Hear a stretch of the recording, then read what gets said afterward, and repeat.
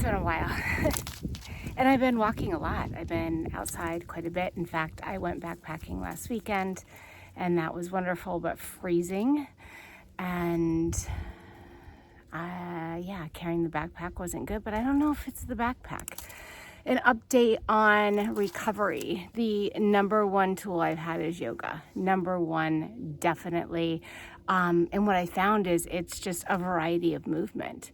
That has been so important, the mobility aspect of things. I was doing so much repetitive motion and really getting stuck in those cycles through just walking all day long, that the hip openers and the mobility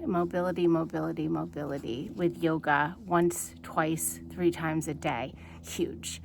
The other thing that's been really helpful is chiropractic care. I've only been twice, but each time it's been really great. It's been a holistic chiropractor, so it's not just a manipulation of the spine and the joints, but it's trigger points and digestion stuff and gaits and all of that.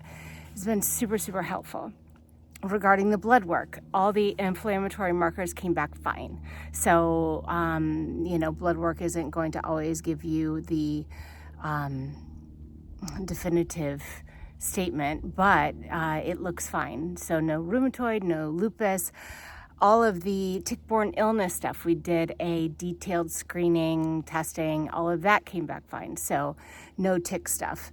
I said that I've had some gynecological stuff. If you're curious about that, go ahead and look at it. But in all honesty, the testing that I've done and the way that I've moved forward, I don't think it's hiking related. I think it is menopause related.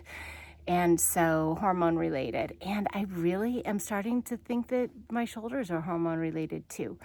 I know that's a thing, frozen shoulder and menopause. And so I think that's the route that I'm heading with that. I still want to do some imaging, find out if there's any tears, new tears, because I do have micro tears from a past injury.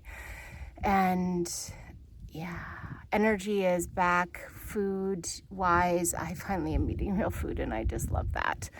Digestion's kind of crappy, and that could be, according to the chiropractor, because of some of the other stuff that's going on. Getting outside, it's painful, but I've got to do it. As far as the foot, plantar fasciitis is better. The Ultra Olympus having a little bit more cushioning, I think, is helping. But I think it's also from stretching out my feet. When I got off trail, I couldn't curl my toes under and sit on my heels. I can do that now. I can do so much. Straddle, so inner thigh type stretches. Have really increased in range of motion. And as far as other things, I have been studying emotional intelligence, and it's been great. I just feel like now that I've come back, the things that are important to me are relationships and growing in that direction, family, friends, all of it. So I have one podcast in particular that I have listened to twice already and downloaded the app they suggest, and I'll put links to both in the show notes here.